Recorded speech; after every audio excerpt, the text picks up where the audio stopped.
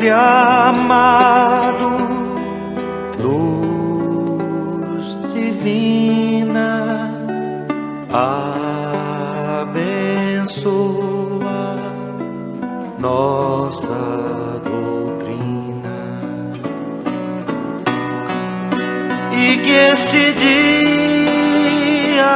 de fraternidade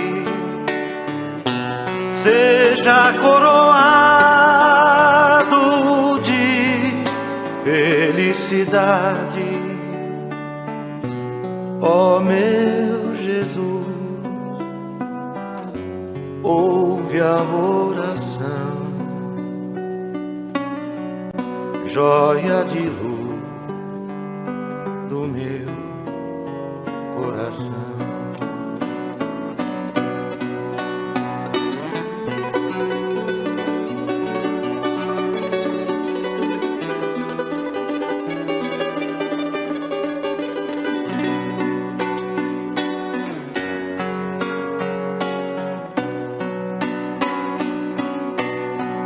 E que esse dia de fraternidade seja coroado de felicidade. Ó meu Jesus, ouve a oração, joia de luz do meu coração.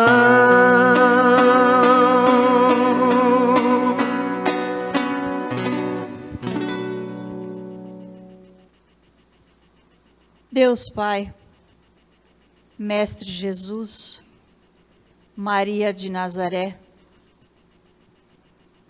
obrigados pela oportunidade de estarmos hoje aqui reunidos para aprendermos, trocarmos ideias, confraternizarmos mais alguma coisa sobre a nossa doutrina. Que esse dia seja realmente coroado de fraternidade. Somos irmãos e que assim vivamos. E que assim nos sintamos hoje. Que mais irmãos nos cruzem o caminho a partir do dia de hoje. Senhor, que nós saiamos daqui hoje recheados com uma bagagem nova de conhecimento, o conhecimento necessário para a nossa evolução, para o nosso trajeto, o conhecimento que nos leva adiante. Abracemos o Espiritismo, que tantas respostas dá às tantas perguntas que nós temos e que parece que nunca cessam. Mas aos poucos, as coisas, com a ajuda do Espiritismo, vão se esclarecendo. Gratidão a todos que estão aqui presentes. Obrigada, Mestre Jesus e Maria de Nazaré, mentora desta casa, por confraternizarmos com tantas pessoas de lugares diferentes e do nosso próprio centro espírita. Ajuda-nos em tudo o que levar para o bem. Que assim seja.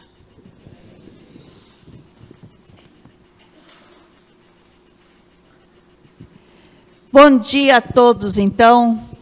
Sejam todos muito bem-vindos ao nosso lar. A gente fala lar, né? Não fala casa. A gente gosta de dizer, de enfatizar que lar acolhe, né? A casa A gente usa o termo também, mas a casa remete a uma coisa mais física. E lar é uma coisa que acolhe. Sintam-se todos muito bem acolhidos hoje. Tá? O Complexo Assistencial Lar Espírita Maria de Nazaré está realmente feliz, agradecido a Deus por esta oportunidade de trocarmos ideias, como eu disse antes, de aprendermos com o Dr. Paulo César Frutuoso, que hoje está aqui, né, conversando conosco. Vamos esperar só o pessoal sentar. Chegar mais para frente, isso.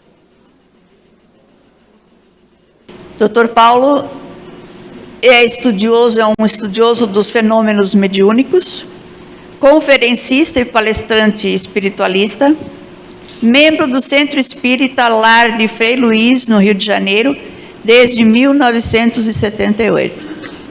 É um currículo, né? Então, vamos aproveitar hoje, né? Vamos tirar tudo que pudermos para aprender. Alguma pergunta? Então, eu passo a palavra ao Dr. Paulo.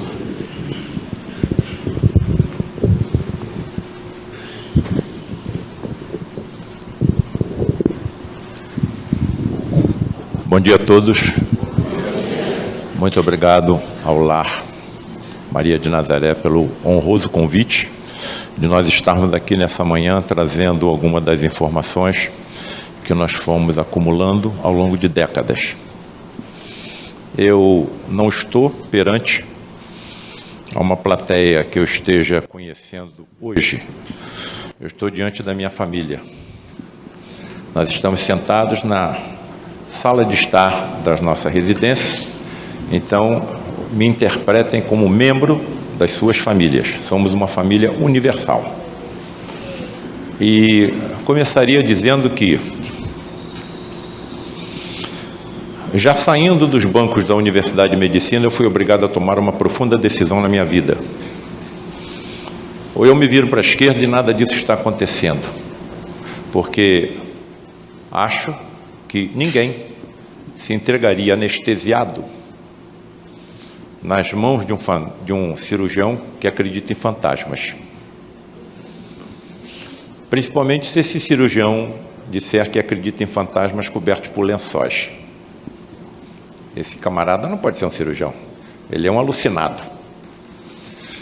Ou então me viro para a direita e vou buscar na ciência o que eu estou vendo, se há alguma explicação lógica e racional. E quando me virei para a ciência, comecei a ver grandes nomes, inclusive prêmios Nobel, que tinham visto os mesmos fenômenos que eu estava presenciando, estudaram, testemunharam, pesquisaram e concluíram que tudo era verídico. Acontece. Só que não sabemos ainda como acontece. Então estamos no estágio do empirismo. As coisas acontecem pela observação. Foi o que aconteceu com Charles Darwin. Como é que ele chegou à conclusão da evolução das espécies? Pela observação. Ele não sabia da existência do Gênesis. Ele nem microscópio ele tinha. A mesma coisa com Mendel. Ele chegou às conclusões que chegou como base da genética pela observação. Então, o que eu coloco como base em tudo que falarei hoje tem comprovação ainda não laboratorial, mas pelo empirismo tudo é verídico e acontece. Essa é uma questão de tempo, nós vamos entender isso tudo. E agora me parece que a coisa está na mão da ciência. As religiões foram até onde podiam ter ido. E estamos no estágio em que precisamos de informações racionais e lógicas para que possamos ter uma fé raciocinada. E que me parece que é o que o Allan Kardec quis dizer. Se puder apagar essa luz, acredito que seria melhor, se for possível. Ótimo. Fé inabalável só é a que pode encarar frente a frente a razão em todas as épocas da humanidade, não somente agora. Aí você adquire uma fé raciocinada. Eu acho que foi uma fé que os primeiros cristãos alcançaram, porque se entregar aos sacrifícios que se entregaram sem ter uma fé absolutamente baseada, inabalável, não teriam se entregue aos sofrimentos que sofreram. Aqui está o líder do grupo ao qual pertenço, Frei Luís, um frade franciscano alemão que veio para o Brasil na primeira metade do século XX e por acaso, ou o acaso não existe, eu já tirei acaso e coisas aleatórias do meu dicionário há muito tempo, talvez não seja por acaso que eu estou aqui hoje vilas ou cidades de origem alemã. Veio para cá na primeira metade do século XX, se radicou na região serrana do Rio de Janeiro e realizou tamanhos prodígios que chegou a ser considerado um verdadeiro santo. Até onde eu entendo, os prodígios que aconteciam com o Frei Luís estavam relacionados com a sua mediunidade. O Frei Luís era médium. Curiosamente, o maior centro espírita do Rio de Janeiro, o Lar de Frei Luís, é comandado por uma entidade católica. Ainda assessorado por outras duas entidades católicas, Frei Leonardo e Padre Isabel, e outras, Frei Beneditino Kelly, Frei Rogério e outras, de onde deduz-se facilmente que nós é que nos dividimos em espíritas, em evangélicos, em católicos, em judeus, em ateus, em muçulmanos, hinduístas e por aí afora. As conclusões inabaláveis às quais cheguei, os senhores compreenderão por quê, essa divisão não existe. Para o tal Criador de tudo, de um multiverso, universos infinitos que se interpenetram pelos outros, há a possibilidade de alguém aqui entender o que seja um Deus? Por enquanto, só tenho absoluta certeza de que Ele existe. E que somos um rebanho, comandado por um único pastor. Quem é o pastor da humanidade terrena? Jesus. Um Cristo planetário, um espírito criado, simples e ignorante como todos nós, que atingiu tamanha evolução. Vejam bem, hein? Em ciência, em tecnologia, em sabedoria e principalmente em amor, que lhe foi concedido o governo de um planeta inteiro, desde que esse planeta era tão simplesmente uma poeira cósmica desprendida de uma estrela, Sol. Isso aconteceu há 4 bilhões e 500 milhões de anos. Há 4 bilhões e 500 milhões de anos, Jesus já era Jesus. É isso que me aguarda? É isso que nos aguarda? Eu acredito que sim, nós somos imortais. Somos imortais. Como é que vai estar o meu conhecimento daqui a 10 mil anos, hein? Daqui a 100 mil anos? Daqui a 1 bilhão de anos? Daqui a 1 trilhão de anos? Acumulando cada vez mais conhecimento, tecnologia, sabedoria, amor. E quanto melhor eu adquirir conhecimento, melhor eu vou poder praticar o bem. E quanto melhor puder praticar o bem, mais feliz eu me sentirei. Não tem saída, não tem como pular fora dessa estrada não. Nós estamos caminhando para a perfeição. Claro que não vai ser de um dia para o outro, não vai ser de uma encarnação para outra.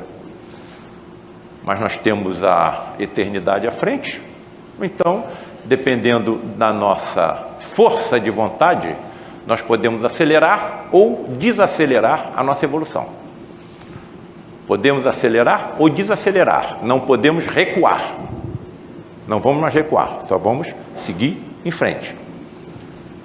120 mil metros quadrados. Tremenda atividade social e espiritual. Educandário para crianças com mais de 500 crianças. Asilo de idosos. Ambulatório para atendimento médico gratuito à pobreza da região. Doação de medicamentos. De bolsas alimentares. E vai por aí afora. Fora, a mais importante, a atuação espiritual. Cada reunião do Lar de Frei Luís, antes da pandemia, nós recebíamos, e agora isso está voltando ao que era, 4 a 5 mil pessoas por reunião. E não fica numa localização próxima ao centro da cidade, fica afastado. E se deslocam, chega todo mundo lá de branco. Parece que você está vendo um mar branco.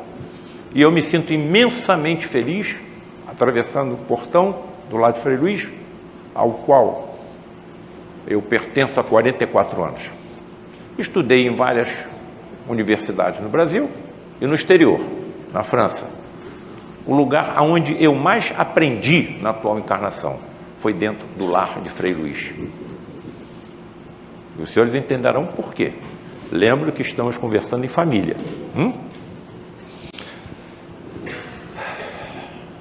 Olha, esse é um dos desafios da nossa ciência. Houve uma reunião no Centro de Tecnologia do Fundão, no Rio de Janeiro, em que foram convocados, digamos assim, cientistas, menos um dos componentes. Esse não é cientista. E seria discutido o fenômeno vida. Um falaria sobre a origem, outro sobre a evolução, outro sobre a finitude da vida. E um quarto foi convidado para falar sobre a continuidade. Caramba, será que a ciência já está acreditando que a vida continua depois do fenômeno natural da morte? Vou falar sobre a continuidade? E havia um físico nessa mesa que disse o seguinte, olha, se nós colocássemos o núcleo de um átomo do tamanho de uma ervilha e colocássemos essa ervilha no centro do gramado do Maracanã, o primeiro elétron giraria por fora. Nitidamente ele estava dizendo que nós somos constituídos por espaços vazios. Eu tenho no meu corpo 7 octilhões de átomos. 7 vezes 10 elevado a 27. Se eu eliminasse todos os espaços vazios desses octilhões de átomos, restaria tão simplesmente um resíduo na palma da minha mão, que seria alguma forma de energia. Então, se eu sou o espaço vazio, onde é que estão os meus sentimentos? A ternura, a saudade, o amor? Onde está a consciência? Onde está o pensamento? Nos neurônios? Nas secreções? Claro que não. Também são constituídos por espaços vazios, então a ciência está sendo empurrada, mesmo contra a sua vontade, na direção de acreditar em alguma coisa além da matéria tangível. E nós sabemos que existe, por isso estamos aqui hoje.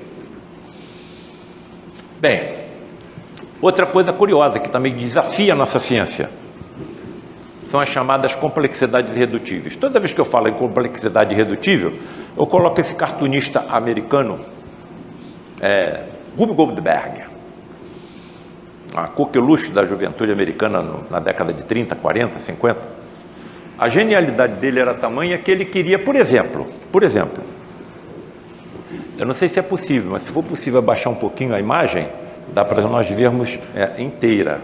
Não sei se é possível. Se não for, tudo bem. Não, sem problema. Bem, ele queria, por exemplo, criticar os impostos americanos que são muito altos. Ele vai com uma trombeta para o meio da rua, para alguma praça? Não. Olha o que a genialidade de Rube Goldberg faz. Ele coloca um contribuinte sentando em cima de uma almofada de ar. Na hora que ele senta em cima dessa almofada, é despejado um jato de ar na direção de uma bola de gás, que se aproxima de uma vela, e explode, claro, espantando um cachorro que está amarrado em uma gangorra, ou uma balança, onde existe uma bola de boliche que cai em cima de outra gangorra que lança ao ar os impostos americanos, que se chocam com um chuveiro, na haste oposta, no qual existe um regador que despeja água em cima de uma planta, onde, em uma exata de suas folhas, está montada uma mão mecânica que rouba a carteira do contribuinte. A planta cresce e aí leva a carteira. Por que isso é considerado uma complexidade irredutível? Porque não podemos tocar em um detalhe desse desenho.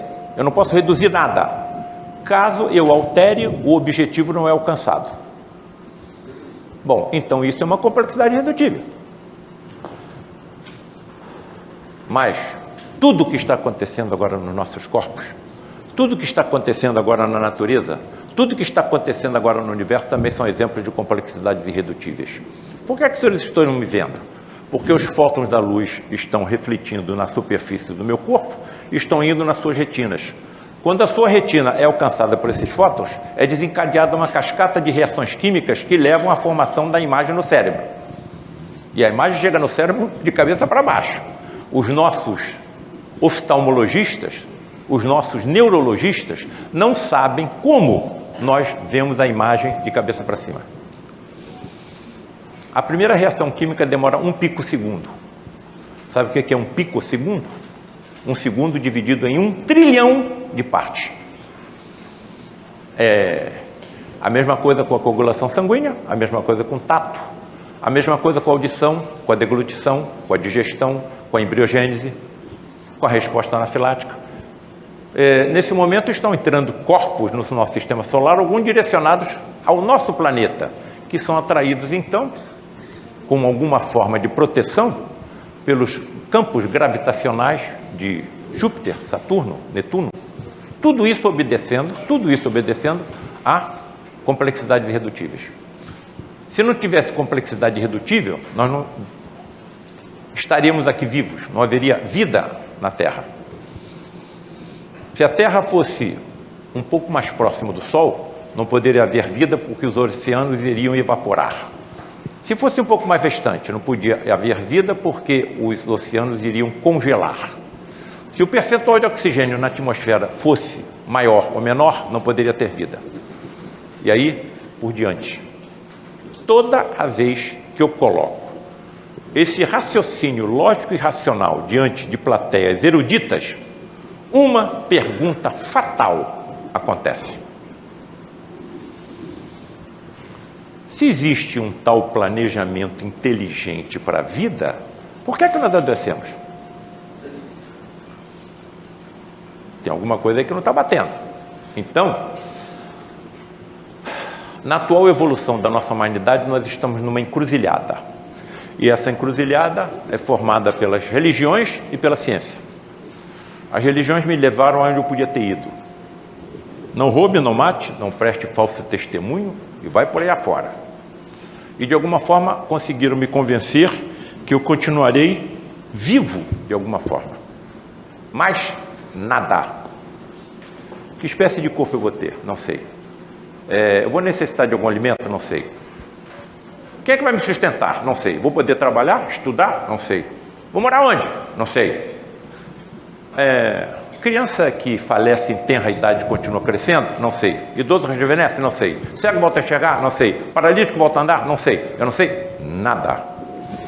Então, vou me voltar para a ciência. Todos já estão sabendo que a maior parte dos pacientes que eu cuido, que eu opero, são cancerosos. O câncer para a ciência o canceroso para a ciência é um azarado. Dentro dos trilhões de células que nós temos, uma única, formou um conjunto de mutações que levou à transformação maligna dessa única célula. É muito azar. Então, eu estou nessa encruzilhada aí. Como é que eu vou sair dessa encruzilhada, hein? Eu saí. Até então, só acreditava na matéria tangente. Aliás, que é o que acontece com 80% dos meus colegas. 80% dos meus colegas só conseguem acreditar no que tocam, no que veem. Eu compreendo. Eu sou cirurgião. Milhares de pacientes operados, 46 anos de cirurgião. Em nenhum dos corpos que eu abri, eu encontrei o espírito, nem a alma. Então, eu acho que só existe a matéria tangível.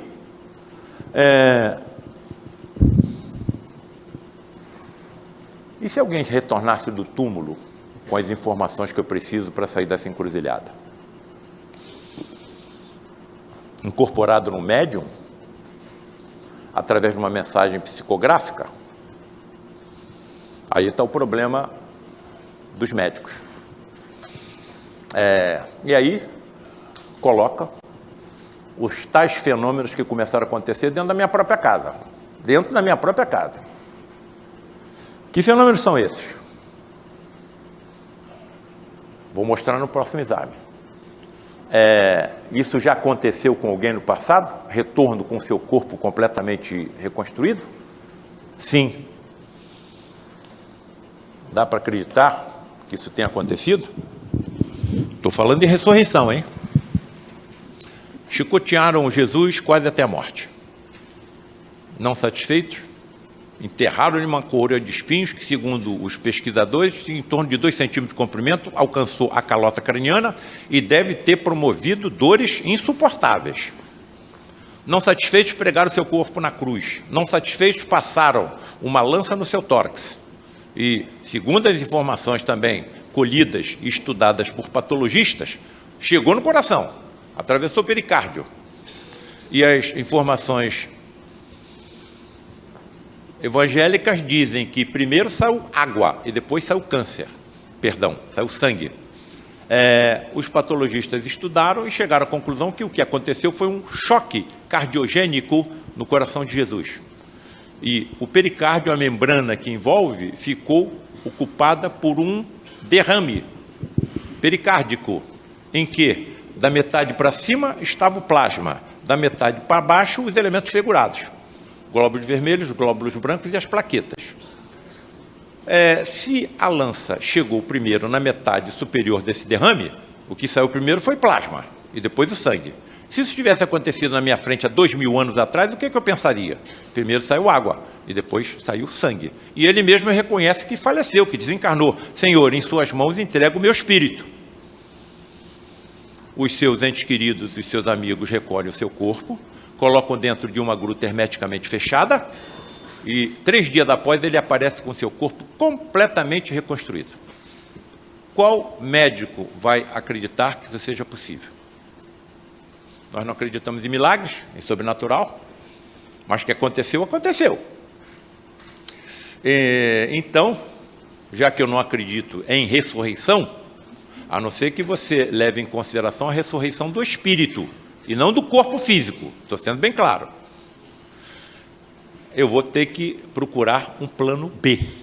O plano B não procurei, caiu na minha frente, e foi aí que eu tive que tomar a tal decisão que eu apresentei aos senhores e às senhoras quando comecei a minha apresentação. Fenômenos de teletransporte transuniversal e materialização de espíritos. Por que eu estou falando em teletransporte transuniversal? Porque cheguei à conclusão, por favor, eu sou muito cuidadoso, é uma hipótese que ainda está aqui, mas eu vou desencarnar. Claro que eu vou saber se isso está certo ou está errado. Quando eu desencarnar, o meu corpo físico vai sofrer uma desintegração. E as moléculas e átomos que compõem o meu corpo físico, um veículo que eu preciso para interagir com esse universo, vão ser usadas na recomposição de outros corpos orgânicos ou inorgânicos. E o meu componente espiritual, energético, vital, transmissor da vida ao meu corpo físico e imortal, se transportará a um universo paralelo ao nosso. Até onde eu entendo, colocando como hipótese, acho que é o que as religiões chamam de plano espiritual, plano celestial, plano astral, é o que a ciência está chamando de universos paralelos a esse. E até onde entendo, à medida que eu continuar evoluindo, terei um peso específico do meu envoltório espiritual, perispírito, mais delgado, mais fluídico, e estarei habitando cada vez universos mais avançados, aonde não existe sofrimento. Bem, e aí? O que eu faço da minha vida agora? Vou em frente ou paro por aqui? Vou em frente. Quando me voltei para a direita, comecei a encontrar grandes nomes, grandes vultos, inclusive prêmios nobres que tinham estudado todos esses fenômenos. Os mesmos fenômenos que eu estava vendo. E chegaram à conclusão que tudo era verdade. Tem alguns aqui, Camille Flammarion, o maior astrônomo da França, até hoje cultuado pelos franceses. Alfred Russel Wallace, médico, escritor, criador do personagem Sherlock Holmes, todos nós conhecemos. Alfred Russel Wallace, elaborador da teoria da evolução, junto com Charles Duff. César Lombroso, pai da medicina forense ou judicial. Coloco nesse grupo Luiz da Rocha Lima, presidente do Lar de Frei Luís quando eu lá cheguei, o maior homem que eu conheci na vida, profundo estudioso dos fenômenos mediúnicos. Charles Richer, William Crookes, só tem fera. Só tem fera. Qual é o denominador comum desses homens? Para que eu os coloque aqui nessa apresentação. Se eu tivesse uma tela que pegasse todas essas paredes, preencheria essa tela com múltiplos outros nomes da ciência que também estudaram os mesmos fenômenos. Todos eles estudaram determinados indivíduos designados como médiums de efeitos físicos raríssimos. Estou sendo bem claro e bem lógico, não é? Bem sucinto. Raríssimos em toda a história da humanidade. Indivíduos que simplesmente caem em transe mediúnico, desmaiam, e quando estão nesse transe, começam a expelir pelos orifícios naturais do corpo, principalmente boca, nariz e ouvido, um fluido que foi designado como ectoplasma por Charles Richer, Prêmio Nobel de Medicina de 1913, por ter descoberto a resposta anafilática humana. Fluido presente em todo ser vivo, não ainda alcançado pela nossa ciência. Não tem problema. A ciência é humilde o suficiente para confessar que só sabe o que acontece em 4% do universo. A ciência não sabe o que acontece em 96% do universo. Ela não sabe o que é matéria escura, ela não sabe o que é energia escura. Sabe que existe, mas não sabe o que é. Esse fluido de tremenda energia, insisto, presente em todo ser vivo, é utilizado por inteligências extrafísicas, espirituais, espíritos, para teletransportar e materializar durante alguns momentos espíritos desencarnados. Que fique bem claro, para quem está escutando isso pela primeira vez, se tivesse um espírito aqui teletransportado e materializado, todo mundo ia ver. Ele não está incorporado nem encarnado no médium. Se ele falasse alguma coisa nesse microfone, todo mundo ia ouvir. Se ele exalasse algum odor, todo mundo ia perceber. Ele está teletransportado e materializado durante alguns momentos no nosso universo. Aqui nós estamos, uma fotografia conseguida no lar de Frei Luís, de uma entidade materializada, teletransportada e materializada na porta da cabine, e aí está o médium, através de quem a energia permitiu que tal fenômeno acontecesse. A fisionomia da entidade materializada é diferente da fisionomia do médium. Então são duas entidades independentes. Uma série de exigências físicas e químicas estão exigidas para que tais fenômenos aconteçam. Por exemplo, a ausência de luz. Porque os fótons da luz artificial e da luz natural afetam o ectoplasma, afetam o médium em transe e afetam a entidade materializada. Se nós estamos numa escuridão completa, como será possível ver uma entidade materializada que ela saia da cabine? E a cabine funciona como um condensador das energias que se desprendem do médium. Porque quando a entidade sai da cabine, ela sai emitindo luz pelo seu corpo e pelas suas vestes. Então todo mundo vai ver um fenômeno da bioluminescência astral. Calma, Paulo César, você tem certeza que você está de posse de todas as suas forças anímicas, das suas forças emocionais? Você não está falando coisas absurdas, não? Se a luz que conhecemos, artificial e natural, afeta o ectoplasma, o médium e a entidade, por que essas luminescências que saem da entidade não os afetam? Vou usar uma metáfora que sempre utilizo quando falo para os meus alunos, eu dou aula em 2 faculdades de medicina, lógicas e óbvias. Salta aos meus olhos, agride a minha fronte, aperta o meu nariz e puxa a minha orelha, que essas radiações eletromagnéticas luminosas que se exalam das entidades e de ferramentas que trazem para auxílio de paciente, possuem propriedades físicas e químicas diferentes dasquelas da luz do nosso universo. Então não existe milagre, não existe sobrenatural. Existem leis físicas, químicas e biológicas que a nossa ciência ainda não alcançou, mas vai alcançar. Ela vai continuar em evolução. Eu não posso entrar numa reunião dessas em que são manipuladas energias sensíveis ao próprio pensamento. Pensamento é energia. Pensamento é energia. Vocês vão ver o que eu vou mostrar na nossa apresentação da tarde. Eu não posso entrar numa entidade, numa reunião dessa, pensando nas contas que eu tenho que pagar amanhã, no aborrecimento que eu tive no meu lar ontem, no meu trabalho durante a semana, na festa que eu tenho que ir hoje à noite, porque eu vou interferir negativamente no que será feito durante tais reuniões. Estaria, talvez, cometendo o que o Luiz da Rocha Lima chamava de um crime de lesa espírito. Por quê? Porque no lar de Frei Luís, tais reuniões só aconteciam com duas finalidades fundamentais. Primeiro, auxílio de pacientes graves, principalmente cancerosos, que a nossa medicina pouco pode fazer. Como o acaso não existe, a área que eu mais atuo Então, talvez tenha sido por isso, uma das razões, que isso foi colocado na minha frente. Porque quem mais se teletransportavam e se materializavam no lar de Frei Luís eram espíritos desencarnados de médicos, trazendo uma medicina ultra evoluída em relação à nossa. Segundo motivo, menos importante, lampejos, clarões, relâmpagos lá no horizonte do que será a medicina mediúnica do futuro, quando os médicos serão poderosos médiuns. Já somos sem assim percebermos. Seremos poderosos médiuns do futuro. Vou desencarnar, vou reencarnar. Quero ser médico de novo, vou fazer prova e vou entrar para a faculdade de medicina. Até onde eu estou entendendo, diante de tudo que eu fui acumulando no lar de Frei Luís, a primeira coisa que eles falaram comigo quando eu ingressar numa escola de medicina será recolher células da minha mucosa bucal e fazer um escrutínio cuidadoso da minha genética.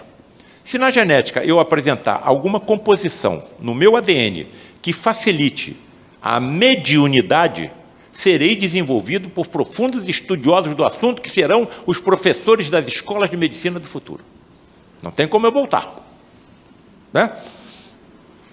Outra exigência. Eu não posso comer nas 72 horas que antecedem a reunião carne de mamíferos nem de aves. Porque quando nós ingerimos essa carne, no momento do abatimento dos nossos irmãos menores, a carne fica impregnada de fluidos deletérios, barônticos, pesados, nocivos, e eu contamino o meu ectoplasma. 70% do ectoplasma em tais fenômenos sai do médium em transe dentro da cabine, os outros 30% da comunidade que o acompanha, da assembleia que está presente e que tem que estar muito bem preparada, e da natureza que envolve o santuário. Porque todo ser vivo, vegetal, animal ou hominal tem ectoplasma.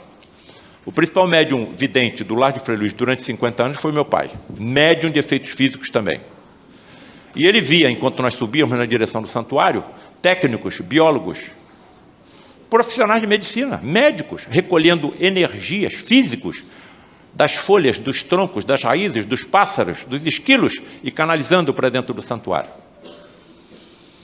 Qual é o problema de eu estar mal preparado em essa reunião? Eu vou criar a ambiência apropriada, brechas, para que, atentem bem, entidades que não têm o mínimo interesse de que tais verdades cheguem à humanidade, interfiram negativamente em tais encontros. Nós sabemos de quem que eu estou falando. Pobre parente, nossos irmãos, vamos dizer assim, obsessores. Podem ser taxados de tudo. Maléficos, violentos, traiçoeiros, maledicentes, tudo, menos de um adjetivo desabonador. Ignorantes.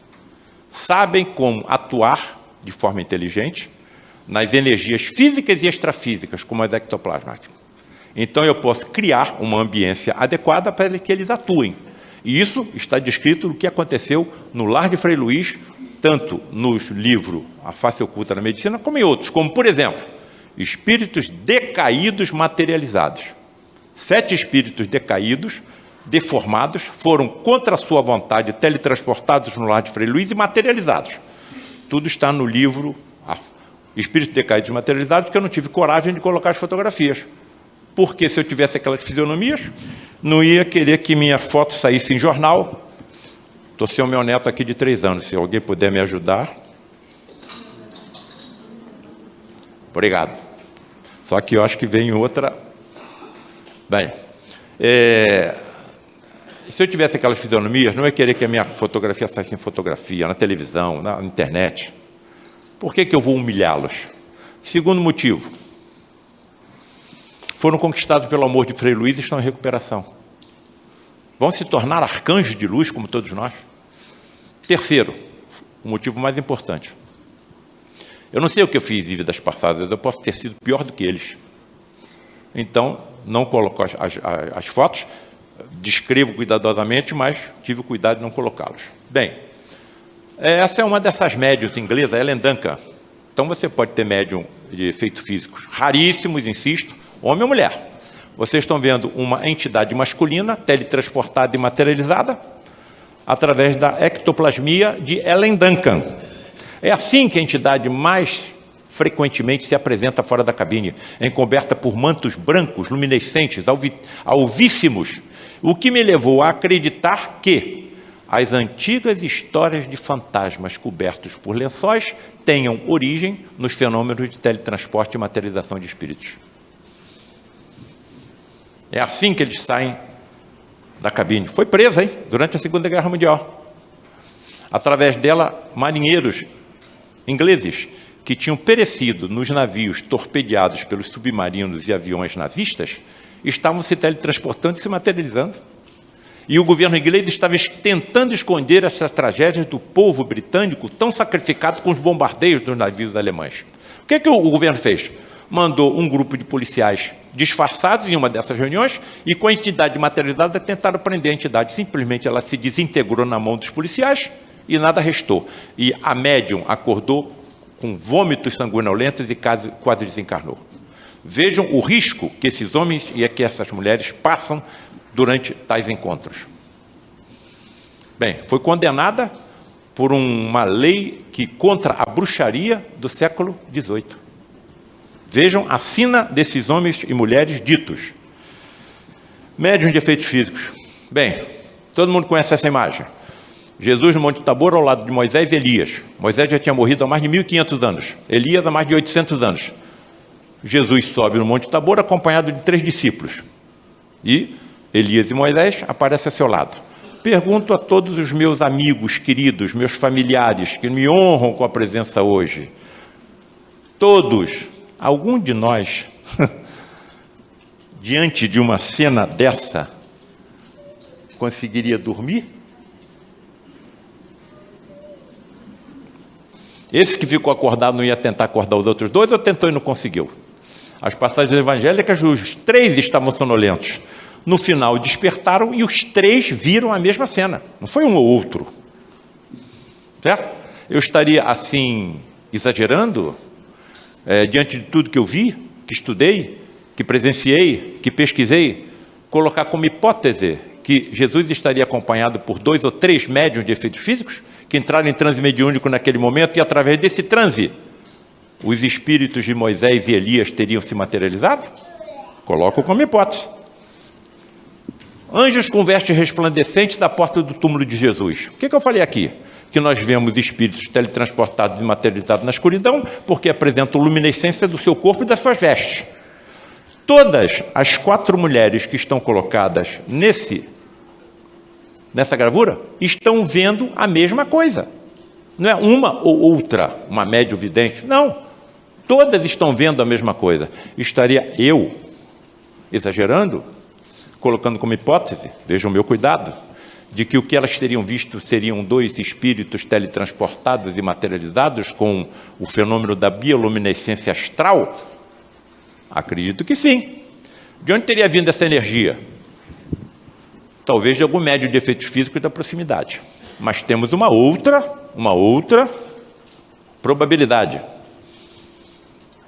A grande quantidade de energia desprendida da decomposição ou desintegração atômica do corpo de Jesus, que levou à formação da sua imagem no Santo Sudário. Quem estudou isso não foram religiosos, não. Quem estudou isso foram físicos. Chegaram a essa conclusão. Só uma coisa pode explicar essa constituição dessa imagem nesse manto. Esse corpo que estava envolvido se desintegrou atomicamente e, segure-se na cadeira para não cair. Está bem seguro? Essa desintegração atômica só poderia ter ocorrido em 1/100º de segundo. Caso tivesse ocorrido em 2/100º de segundo, toda a Judéia teria sido pulverizada numa explosão atômica. Quem comandou tamanha quantidade de energia? Sabe de onde é que eu tirei essas informações? De livros de ciência. Por exemplo, a física do cristianismo. Está lá. Quem comandou tamanha quantidade de energia? De forma inteligente? De forma calculada? Então, vejam como, aos poucos, ciência e religião começam a se aproximar. Bem, olha aí a energia envolvida, então, no teletransporte, na materialização de um espírito. Eu tenho em 60 gramas do meu corpo 100 bombas atômicas. Quem está me dizendo isso é a física. Eu peso 90 quilos. Somando toda a energia dos átomos de um corpo de 85 quilos, que provavelmente estava envolto no Santo Sudário, A energia é correspondente a 141 mil bombas atômicas. Por isso, a ciência não acredita que isso seja possível. Só em ficção. Bom, e aí vou colocar os meus amigos, os meus familiares queridos, diante de 4 reflexões. E se algum médico estivesse presente em uma dessas reuniões? E se algum médico já falecido, porém vivo em outro plano de existência, ali se teletransportasse e se materializasse? E se fosse possível o diálogo entre esses 2 médicos, um encarnado e outro desencarnado, teletransportado e materializado? E se tais diálogos continuassem a ocorrer ao longo de 40 anos? Pois foi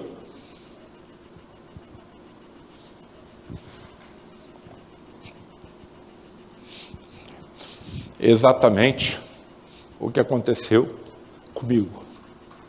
Não tenho mais como voltar. Só posso seguir em frente. Estrela de Belém, o Sermão da Montanha, a crucificação de Jesus, o seu teletransporte e a sua materialização, tudo isso aconteceu e precisa ser insistentemente relembrado. Só que eu não posso ficar preso ao que aconteceu há 2000 anos atrás. Eu preciso entender como aconteceu. Tamanha foi a quantidade de informações que eu me vi na obrigação de escrever livros. Por isso que eu estou aqui hoje. Se eu não tivesse escrito livro nenhum, ninguém saberia que eu existisse. Talvez fosse até melhor. Principalmente minha família. Porque eu estou saindo para dar palestra escondido da minha mulher. Ó, está vendo essa floresta aí? No meio dessa floresta está incrustado o santuário de materializações do lado de Frei Luís. Ali está. Por quê? O ideal é que esteja rodeado da natureza, porque tudo tem ectoplasma. Vamos entrar, então, no salão do santuário, onde os fenômenos acontecem. A luz que menos afeta o ectoplasma, não é que não afeta, a que menos afeta é a luz vermelha. Então, enquanto estamos entrando, nós estamos com o salão, não é? O santuário, iluminado com uma luminescência fraca vermelha que possamos nos acomodar. Ali vocês estão vendo à minha esquerda leitos e à minha direita um leito, um total de 5. Levávamos 30, 35 pacientes e que eram colocados em grupos. E quando havia a troca, a entidade materializava, retornava para a cabine e depois que nós fazíamos a troca, ela se reexteriorizava da cabine para tratar dos enfermos sob seus cuidados. Certo? Estão vendo aqui uma cabinezinha aqui ao lado, com um leito. O amigo de vocês ficou durante 40 anos sentado ao lado desse leito. A entidade saía materializada da cabine, cuidava desses leitos, entrava dentro da cabine e cuidava do enfermo nesse leito ao meu lado. E aí apareciam os diálogos. E algumas vezes essa entidade me convidava para acompanhá-lo nos outros leitos também. Se coloque na minha situação. Imagine que quando eu escrevi a Face Oculta da Medicina, eu tento fazer com que o leitor me acompanhe passo a passo o que foi acontecendo ao longo da minha vida. E isso aconteceu até dentro com meu pai, ele era médico de efeitos físicos. Algumas reuniões nós saímos do lado de Frei Luís, eu tinha que ver algum paciente, não dava para levar ele em casa. Papai, vamos comigo até o hospital? Me espera no estacionamento, depois te levo em casa. O carro ficava empesteado com cheiro de cânfora e éter, a ponto de eu ter que parar o carro, abrir a porta para poder respirar. Papai, o que está acontecendo? O médico que está te acompanhando, ou os médicos, estão te dando uma prova de que você não está sozinho. E isso acontece com todos os médicos da Terra, inclusive com aqueles que não acreditam nisso. Porque a vida está na borboleta, e nós, como médicos encarnados, só sabemos tratar do casulo. Quem cuida da parte mais importante? Médicos que nos acompanham, que são imperceptíveis nos nossos próprios 5 sentidos. Por quê? Por que nós não os vemos? Se informações mediúnicas precisas, como de Francisco Cândido Xavier, diz que os elementos que compõem os corpos dos espíritos são os mesmos elementos que compõem os nossos corpos. Porém, os seus átomos são em estado vibratório mais elevado. Por isso nós não vemos os espíritos que estão aqui. Por isso eles conseguem atravessar paredes de concreto. Por isso eles conseguem se deslocar a distâncias incomensuráveis com a velocidade de pensamento. Então tudo é energia, tudo é ciência, não tem saída. É só questão de tempo. Vamos continuar nos auto-instruindo, não é? E à medida que formos evoluindo, novas e infindáveis revelações serão colocadas na nossa mente.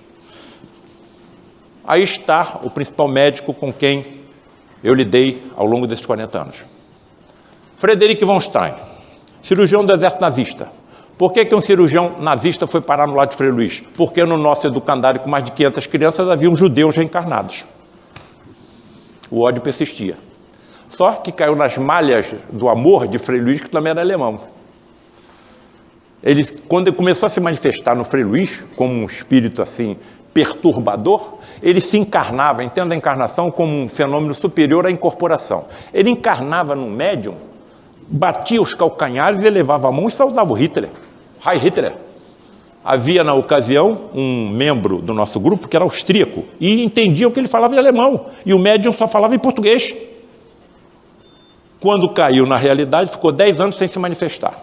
Quando voltou a se manifestar, o médium Gilberto Arruda de Efeitos Físicos, desenvolvido no lado de Frei Luiz, já estava de presente. Os mais impressionantes fenômenos ligados ao teletransporte, aos fenômenos de ectoplasmia, que eu avaliei, que estudei ao longo desses 40 anos, no lar de Frei Luiz aconteceram. Eu não consigo encontrar nada que tenha se assemelhado ao que aconteceu no lar de Frei Luiz ao longo de 60 anos. E durante 40 anos eu participei. Bem, ele se materializou e foi fotografado, tanto está materializado que pressionou uma chapa fotográfica com lírio nas mãos, porque Frei Luiz, quando habitava o convento na cidade de Petrópolis, na Serra do Rio de Janeiro, era quem cuidava dos jardins do mosteiro, adorava lírios e violetas. Em homenagem a Frei Luiz pelo bem que ele tinha recebido, se materializou com lírio em suas mãos. Bom, e aí o que acontece? A quantidade de informações, eu vou ficar comigo para dentro de mim? Ou as pessoas, Paulo César, você tem coragem de fazer isso perante seus colegas? Como é que você se coloca perante seus colegas? Simples. Eu sou cirurgião há 46 anos. Quanto tempo leva para se formar um cirurgião? 6 anos de faculdade, 2 ou 3 ou 4 anos de residência? Eu não posso ser um alucinado. Se eu fosse um alucinado, eu não podia ser um cirurgião. Aí vem com mais cuidado o que eu falo, o que eu escrevo. E secretamente me procuram. Paulo César, aconteceu isso comigo. O que você acha? Mas não de público.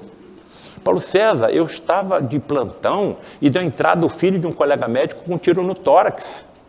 E ficou sob meus cuidados. O coração parou. E eu fiquei durante 40 minutos massageando e o coração não voltou. Eu decidi parar. E quando eu decidi parar, você sabe o que aconteceu? Nitidamente eu escutei alguém dizer no meu ouvido, continua. Eu continuei e salvei o rapaz. Então nós não temos coragem de contar o que acontece conosco, mas acontece. Estão percebendo a importância de tais encontros? Então eu vou ficar com tudo guardado dentro de mim? Por que eu não posso botar isso em livros? Não tenho nenhum interesse financeiro, todos os direitos autorais estão doados para a instituição filantrópica lá de Frei Luiz. Bom, qual é o motivo dessa primeira apresentação? A face oculta na medicina, onde eu estou mostrando que o médico está sozinho. Ô, Paulo César, você não tem preocupação com teus colegas que não acreditam não, hein? Nenhuma preocupação. Estão salvando milhares de vidas. Estudam dia e noite.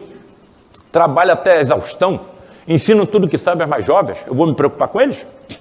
Desde desse conversei com um deles. Paulo César, colega, quantos pacientes você já operou? Cirurgião cardiovascular. Com a maior tranquilidade. Uns 23 mil. Quem precisa de religião sou eu, não é ele não. O que vai contar é a conduta, não é a crença. Em que se baseia esse livro? Diálogo entre o médico encarnado e outro desencarnado, materializado pela ectoplasmia. Cara, eu coloco as perguntas que qualquer médico do planeta faria. Algumas, não dá para botar todas. Vou apresentar algumas aqui para vocês. Ô Frederic, por que pacientes submetidos a cirurgias hiperfísicas não acusam dor durante o procedimento? Sabe o que é cirurgia hiperfísica? Aquela que ultrapassa os limites físicos do corpo do doente e alcança o perispírito, sede de uma grande quantidade de doenças que nós, como médicos, não sabemos a origem, estamos tratando só os efeitos.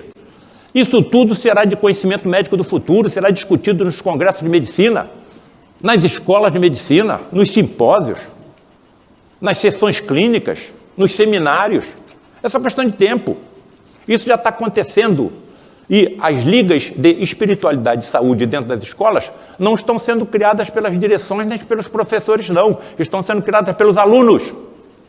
E estão nos convidando a participar, a apresentar o que nós aprendemos ao longo de tanto tempo de pesquisa.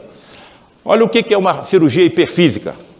Nunca vi no lar de Frei Luiz a utilização de qualquer instrumento metálico. Se eu visse, não me sentiria à vontade, me afastaria. Como é que eu, sendo cirurgião, vou ver um canivete ser utilizado? Um grampo? Um bisturi sem esterilização? Uma tesoura? Não. Eu via era a utilização das mãos da entidade e a sua força.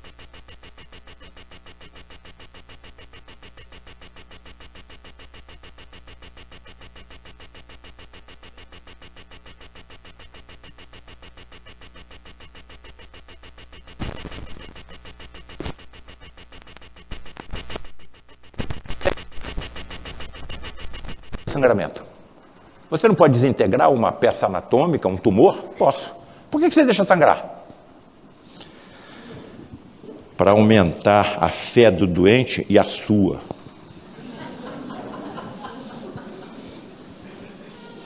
Por que não sente dor? Olha, Paulo César, os nossos anestesistas sabem como estimular o sistema nervoso do paciente a produzir grandes quantidades de endorfinas e encefalinas. Um mecânico de automóveis não poderia me dar uma resposta dessa. Endorfinas e encefalinas são substâncias químicas descobertas durante a década de 70, em que biólogos vendo dromedários e camelos mastigando frutos espinhosos com sangramento das gengivas e apanhando do condutor, não demonstravam qualquer sensação dolorosa. Isso despertou a curiosidade dos biólogos. Vamos ver se esses frutos têm alguma substância anestésica. Não tem. Vamos examinar, então, o plasma dos animais quando eles estão mastigando esses frutos. E descobriram as encefalinas e endorfinas. Entendo a endorfina como endorfina ou morfina interna. Isso é produzido pelos nossos neurônios. Algumas dessas endorfinas e encefalinas apresentam uma capacidade anestésica até 200 vezes maior do que qualquer morfina que você compre no mercado. Com uma vantagem, não leva a dependência química. É isso que eu uso. E se o nosso cirurgião, e se o nosso anestesista soubesse como fazer isso? Então, não sente dor? Frederico, por que com frequência vejo você e outras entidades médicas atuarem em regiões do corpo dos doentes distantes da área enferma? O paciente está com um tumor no cérebro, Frederico está atuando no tórax. O paciente está com uma isquemia coronariana, Frederico está atuando no abdômen. O paciente está com câncer no estômago, Frederico está atuando na cabeça. Por que ele não atua na área anatômica onde está a enfermidade? Vou mostrar a resposta dele, não vou fazer nenhum comentário. A preocupação do enfermo sobre a região ou órgão que ele sabe estar doente dificulta a nossa atuação. Desviamos, então, sua atenção para outra área, mas, na realidade, confeccionamos um túnel de ectoplasma até a zona verdadeiramente doente e ali realizamos o procedimento necessário. Sem comentário. Como você e outras entidades médicas podem visualizar o interior dos corpos dos doentes trazidos para tratamento? Eu vejo o interior dos corpos como se pele eles não possuíssem. Então ele tem visão por transparência, ele tem visão por raio-x. Quanto diagnóstico eu faria se eu tivesse essa visão? Não posso, não chegou no momento. Porque se todos os médicos tivessem a visão por transparência, todas as empresas que fabricam os instrumentos que nós utilizamos para diagnósticos fechariam suas portas e nós causaríamos uma multidão de desempregados. Não chegou o momento. Estão vendo lampejos, clarões lá no horizonte do que vai ser a medicina mediúnica do futuro. Estamos em um processo de transição, todos nós sabemos. É isso que nos aguarda? É isso que aguarda a classe médica? Mas como você distingue uma célula sadia de uma enferma, Frederico? Eu as distingo porque suas vibrações são diferentes umas das outras. Ele vê a célula vibrar. Ele vê a coloração da célula. Se ele via a célula vibrar, ele tem visão microscópica. Quantos diagnósticos eu faria se eu tivesse essa visão? Eu saberia durante uma cirurgia que as margens cirúrgicas do tumor que eu estou removendo estão livres do câncer. Eu estou removendo a lesão inteira. Eu tenho visão microscópica. Não chegou o momento. Eu vou ter controle emocional estando dentro de uma sala de cirurgia com visão microscópica e vendo miríades de micro-organismos presentes nas paredes da sala de cirurgia? Nas roupas dos meus assistentes? Na superfície do corpo que eu estou operando? Não ia ter controle emocional. Não chegou o momento ainda. E aí você começa a perder o controle. E começa a disparar pergunta uma atrás da outra. A curiosidade científica te assola, a ponto de você ser advertido. Calma, Paulo César. Para com esse olhar de curiosidade sobre mim.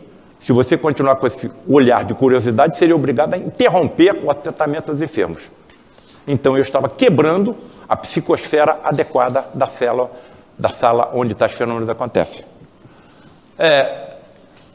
Se ele está vendo a célula vibrar, é o que nós estamos vendo num exame chamado tomografia por emissão de pósitrons.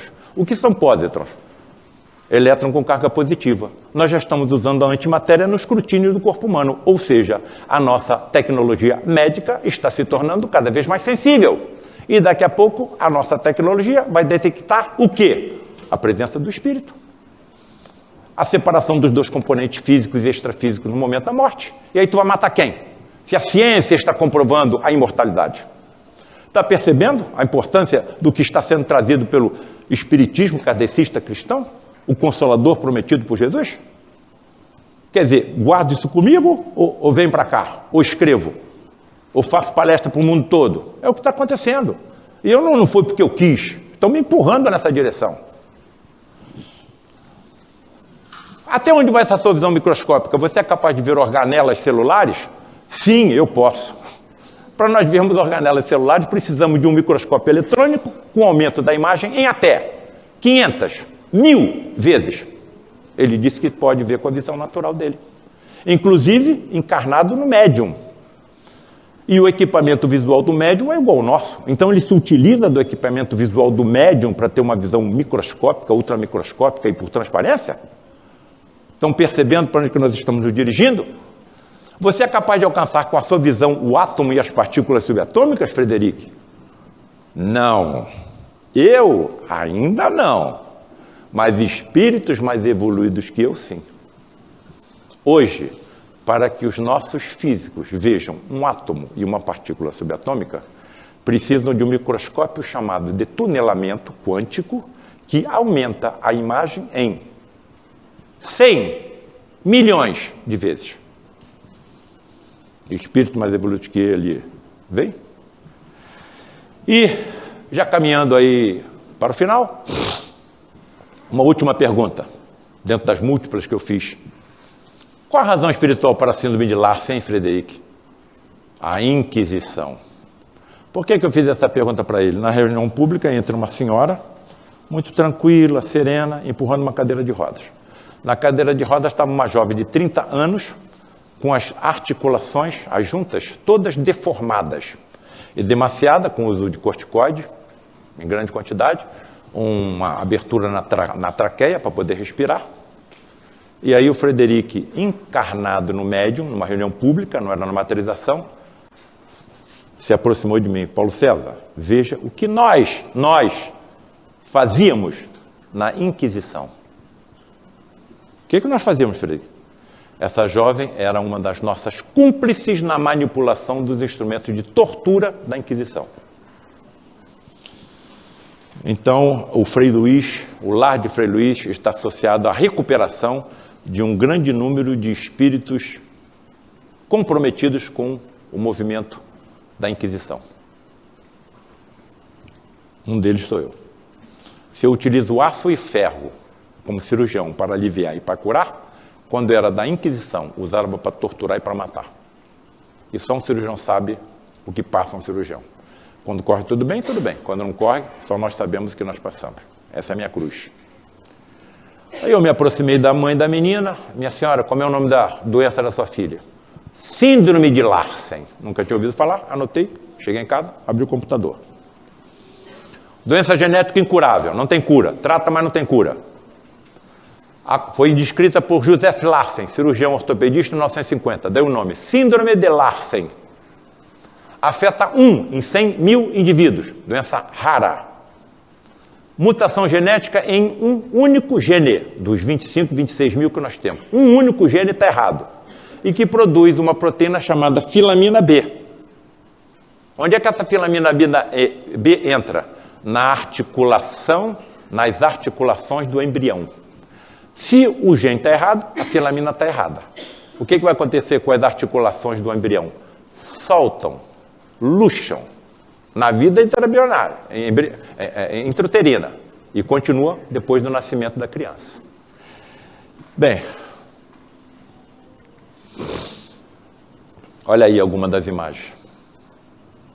Percebam atentamente que as lesões são principalmente nas articulações.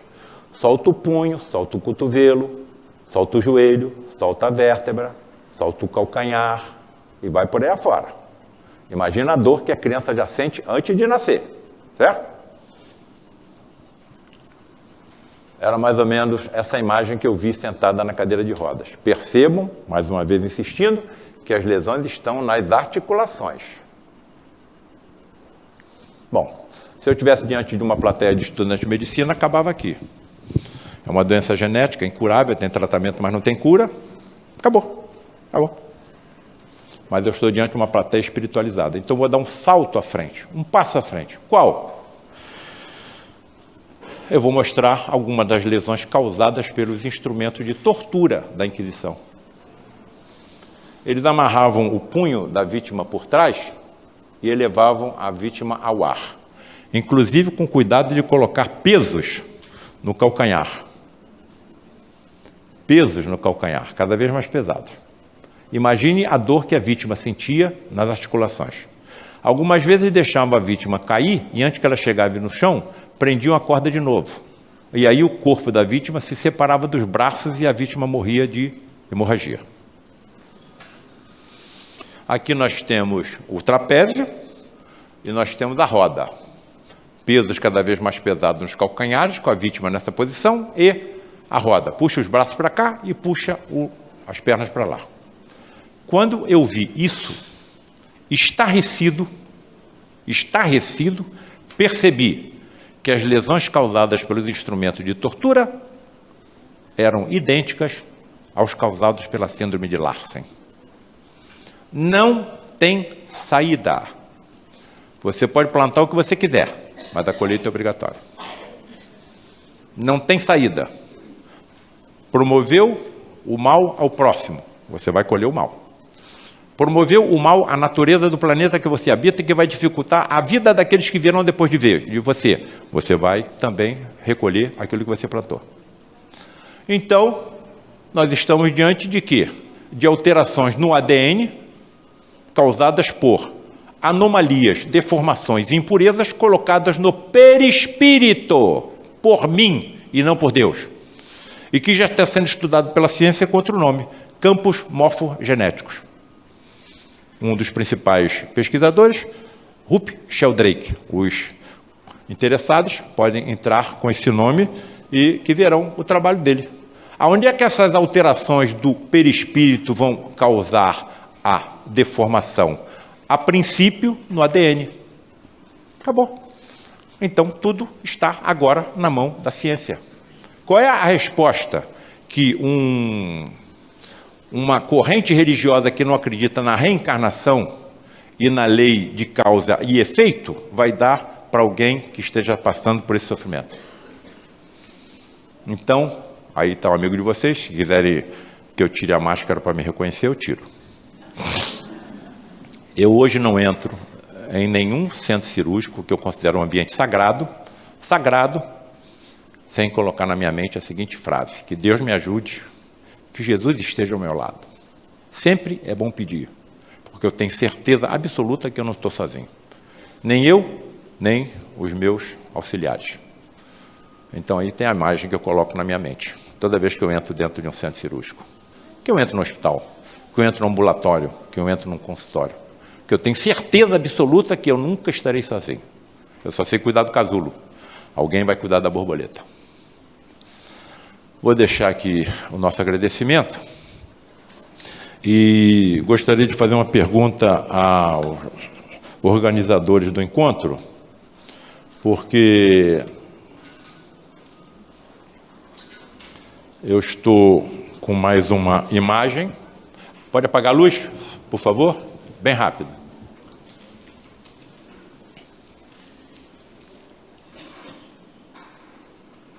Bom, aos interessados aos nossos livros, quiserem passar para alguém que não tem estado aqui, pode adquirir pela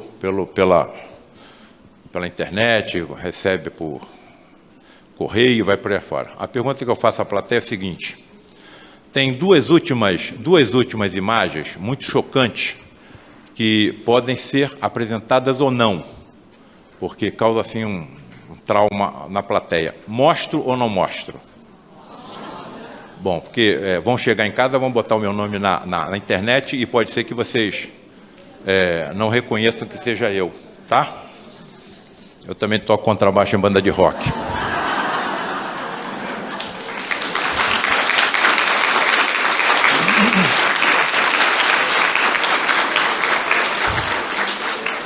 E a última, eu também sou dançarino profissional.